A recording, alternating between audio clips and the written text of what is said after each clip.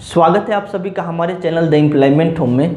आज हम लोग बहुत ही महत्वपूर्ण टॉपिक का अध्ययन करने वाले हैं। आज हम लोग देखने वाले हैं कि विषुवत रेखा विश्व के कौन कौन से देशों से होकर गुजरती है। इस पॉइंट से कई बार परीक्षाओं में सवाल पूछे गए, आप उन सवालों को स्क्रीन पर देख सकते हैं।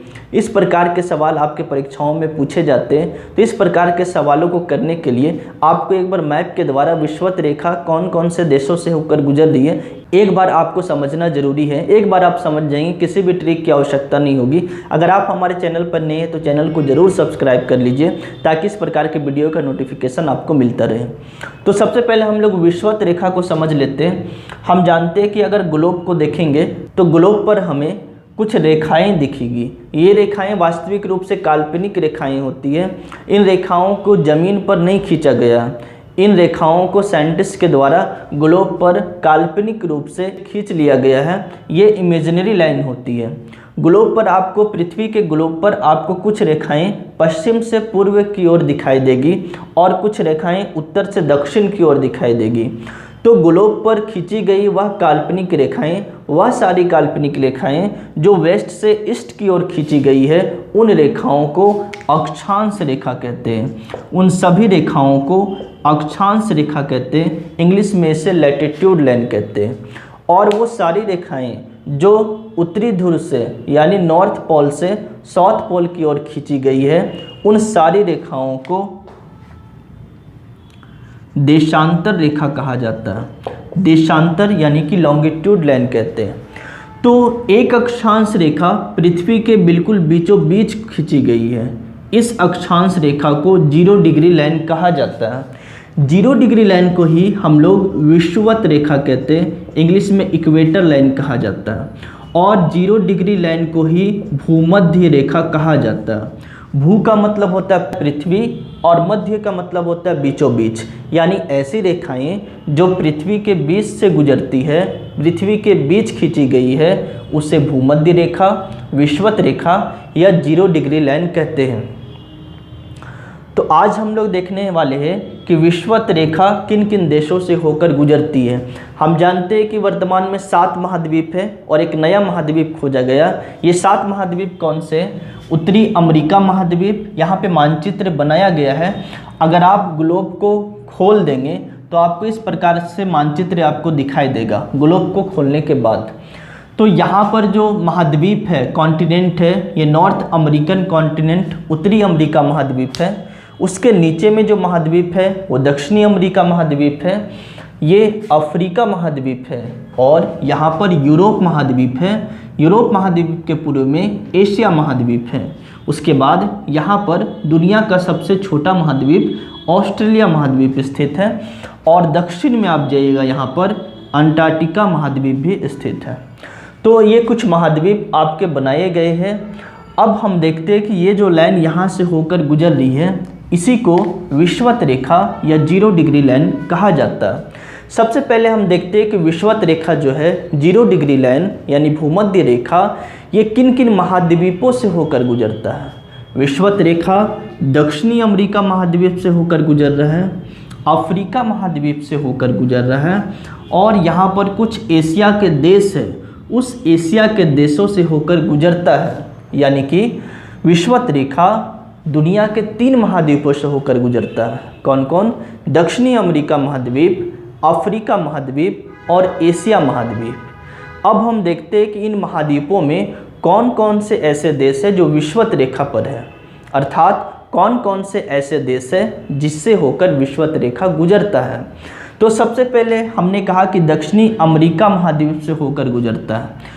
तो विषुवत रेखा 0 डिग्री लाइन दक्षिणी अमेरिका महाद्वीप से होकर जब गुजरता है तो दक्षिणी अमेरिका महाद्वीप का सबसे पहला देश पड़ता है जिसका नाम क्या है? इक्वाडोर। पहला दक्षिणी अमेरिका महाद्वीप का पहला देश जिससे विषुवत रेखा होकर गुजरता है उसका नाम क्या है? इक्वाडोर। इक्वाडोर के बारे में आप एक चीज़ याद रखिएगा, दुनिया का सबसे या दुनिया का सर्वाधिक सक्रिय ज्वालामुखी कहाँ पर पाया जाता है? दुनिया का सर्वाधिक सक्रिय ज्वालामुखी कहाँ पर है? Active volcano.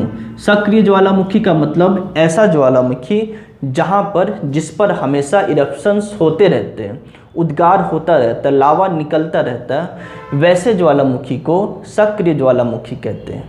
तो दुनिया का सबसे ज़्यादा एक्टिव वोल्केनो का नाम क्या है? कोटोपैक्सी। आपसे पूछा जाता है कोटोपैक्सी ज्वालामुखी किस देश में है? आंसर होगा इक्वाडोर में।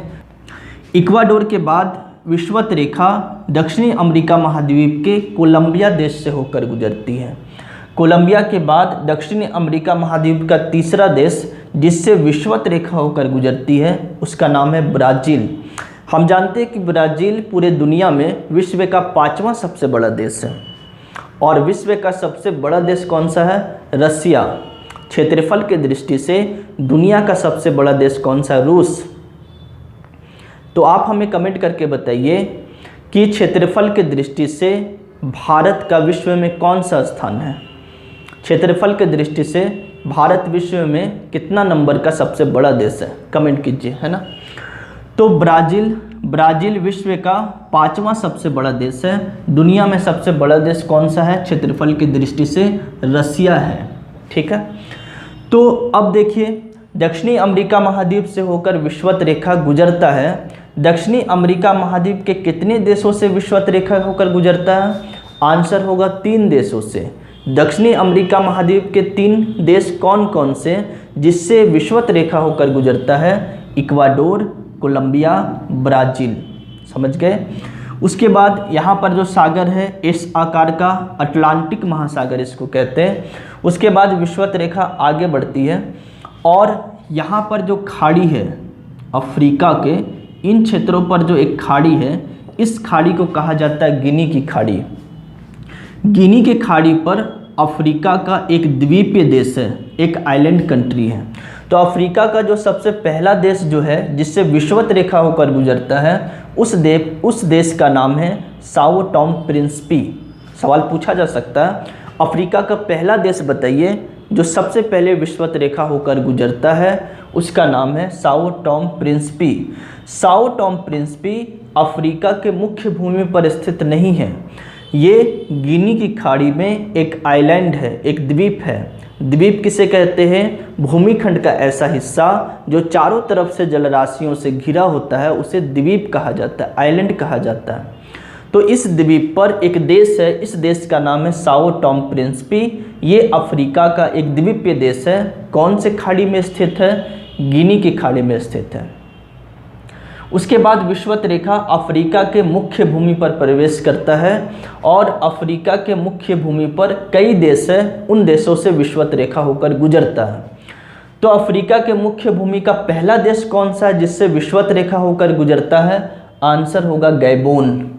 गैबोन के बाद अफ्रीका का दूसरा देश है कांगो प्रजातांत्रिक गणराज्य, जिसको डेमोक्रेटिक रिपब्लिकन ऑफ कांगो कहा जाता है, जिसका पुराना नाम जायरे। सवाल पूछा गया है कांगो प्रजातांत्रिक गणराज्य का पुराना नाम क्या है? जायरे। उसके बाद कांगो नाम का एक और छोटा सा देश है, कांगो प्रजातांत्रिक गणराज्य डेमोक्रेटिक रिपब्लिकन ऑफ कांगो। ये अलग देश है, बड़ा देश है। एक छोटा सा और देश है अफ्रीका महाद्वीप में जिसका नाम है कांगो। उसके बाद अफ्रीका महाद्वीप के मुख्य भूमि पर देश है युगांडा, विषुवत रेखा होकर गुजरता है। उसके बाद एक देश है केनिया, और केनिया के बाद यहाँ पर एक देश है, ये वाले भाग पर हॉर्न ऑफ अफ्रीका वाले भाग पर, इस देश का नाम क्या है? सोमालिया। तो अफ्रीका के कितने देशों से होकर विषुवत रेखा गुजरता है? एक साओ टॉम प्रिंसिपी, दूसरा गैबोन, कांगो प्रजातांत्रिक गणराज्य, Congo, Uganda, Kenya, Somalia. Total 7 देश है। मुख्य भूमि पर अगर हम बात करेंगे तो मुख्य भूमि पर अफ्रीका के 6 देशों से होकर विषुवत रेखा गुजरता है।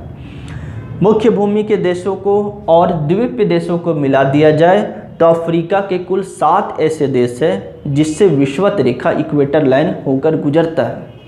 सवाल पूछा जाएगा आपसे किस महाद्वीप के सर्वाधिक देशों से विषुवत रेखा होकर गुजरता है? अफ्रीका। कौन से महाद्वीप के सबसे ज़्यादा देशों से विषुवत रेखा होकर गुजरता है? अफ्रीका महाद्वीप के सबसे ज़्यादा देशों से विषुवत रेखा होकर गुजरता है। दक्षिणी अमेरिका महाद्वीप के 3 देशों से होकर गुजरता है, जबकि अफ्रीका महाद्वीप के सर्वाधिक देशों से विषुवत रेखा होकर गुजरता है।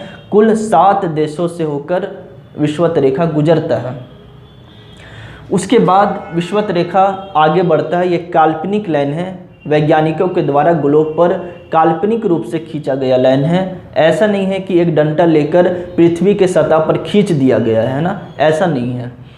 तो सबसे पहले उसके बाद जो है ना विषुवत रेखा हिंद महासागर में प्रवेश करता है और एशिया का सबसे पहला देश जिससे विषुवत रेखा होकर गुजरता है उसका नाम है मालदीव। मालदीव हिंद महासागर पर स्थित एक द्वीपीय देश है ना, एक आइलैंड कंट्री है। तो सवाल पूछा जा सकता है कि एशिया का पहला देश बताइए जिससे विषुवत रेखा होकर गुजरता है, उसका नाम क्या है? मालदीव। मालदीव की राजधानी माले। उसके बाद जो विषुवत रेखा है ना आगे बढ़ता है। यहाँ पर एक द्वीप है, वास्तविक रूप से यह जो द्वीप है ना, यह द्वीप इंडोनेशिया का द्वीप है। तो एशिया का जो अगला देश है जिससे विषुवत रेखा होकर गुजरता है मालदीव के बाद, उसका नाम है इंडोनेशिया। इंडोनेशिया वास्तविक रूप से द्वीपों का समूह है। इंडोनेशिया छोटे छोटे द्वीपों का समूह है, उन्हीं द्वीपों को मिलाकर इंडोनेशिया कहते हैं। तो इंडोनेशिया के किस द्वीप से होकर विषुवत रेखा होकर गुजरता है? आपसे सवाल पूछा जाएगा। इंडोनेशिया में कई सारे द्वीप हैं, सवाल है कि कौन से द्वीप से विषुवत रेखा होकर गुजरता है? आंसर होगा जकार्ता।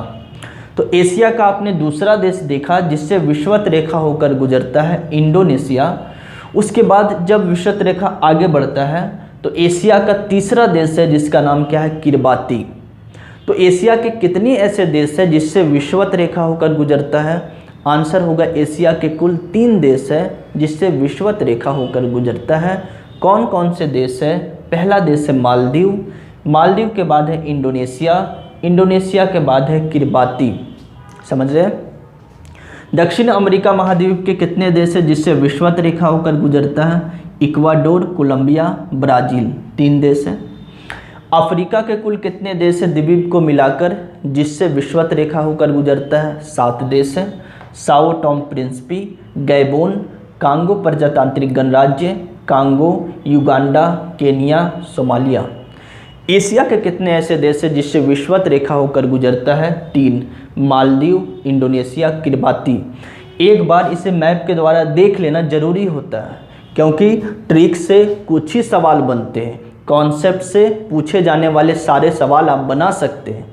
अब ट्रिक से इसे याद कर लेंगे। आपसे सवाल पूछ दिया गया, आपने ट्रिक से याद किया कि विषुवत रेखा किन किन देशों से होकर गुजरता, आपने एक ट्रिक बना लिया उन देशों का।